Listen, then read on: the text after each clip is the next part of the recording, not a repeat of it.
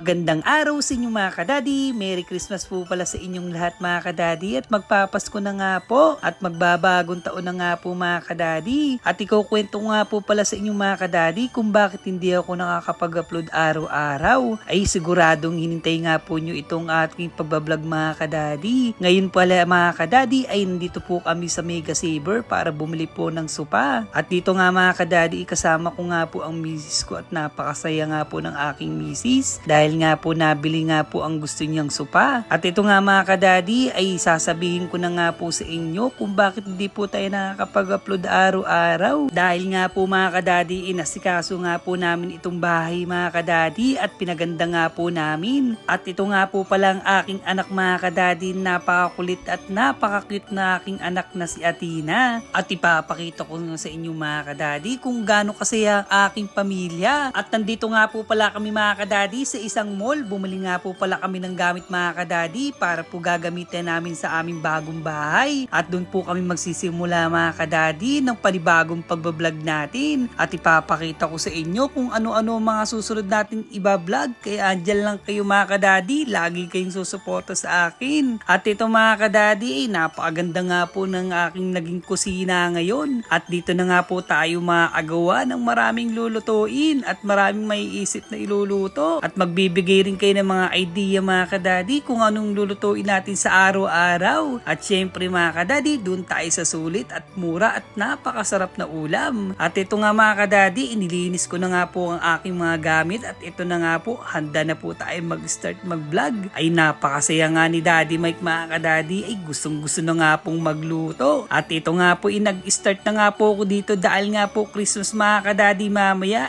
pedo na nga po, ay naggayak na po kami ni Mrs. na mga ingredients na gagamitin namin. Ito nga mga kadadi, tinulungan na nga po ako ni Mrs. sa paghihiwa dahil nga po ang dami kong lulutuin ngayong araw. Dahil nga po kinabukasan ay magiging marami pong bisita. Alam nyo po ay sa sobrang excited ko nga mga kadadi ay gustong gusto ko na nga po mag-start po talagang mag-vlog dito sa aking bagong kusina. At ito nga mga kadadi, ang simple nga lang po itong niluto ko ngayong Pasko. At sana mga kadadi, wish ko lang po ngayong Pasko ay sana'y magtuloy-tuloy nga po itong ating pagbablog at sana'y makilala po nyo ko at lagi po nyo akong suportahan. At sana po huwag po kayong mawawala sa aking pag-upload araw-araw. At kung natutuwa nga po ang misis ko sa bagong sapwa niya, ay natutuwa rin po ako mga kadadi sa bagong kusina ko at sa mga bago ko pong gamit na gagamitin dito sa aking pagbablog. Abay tuwang-tuwa po talaga ako at napakasaya ngayong Pasko. At mga kadadi, eri na nga po si Daddy Mike Kitchen. Laging nagpapasalamat sa inyo. At lagi po tayo magdadasal sa Diyos mga kadadi dahil siya po ang nagbibigay ng kalakasan at blessing sa atin sa araw-araw. Abay hanggang dito na lang muna po mga kadadi, ay tuloy-tuloy pa rin natin ang pagbablog nito. At lagi nyo tandaan mga kadadi, ang lagi kong sinasabi, mas piliin nyo pong laging masaya dahil pulang-puwang ang ating stress dito sa mundo dahil minsan lang pong mabuhay. Diyos lang po ang lagi nating karamay. Hanggang dito na lang mga kadadi, eri po si Daddy Mike Kitchen na laging nagsasabing, mas piliin nyo pong laging masaya. Bye-bye po! See you po sa aking next vlog!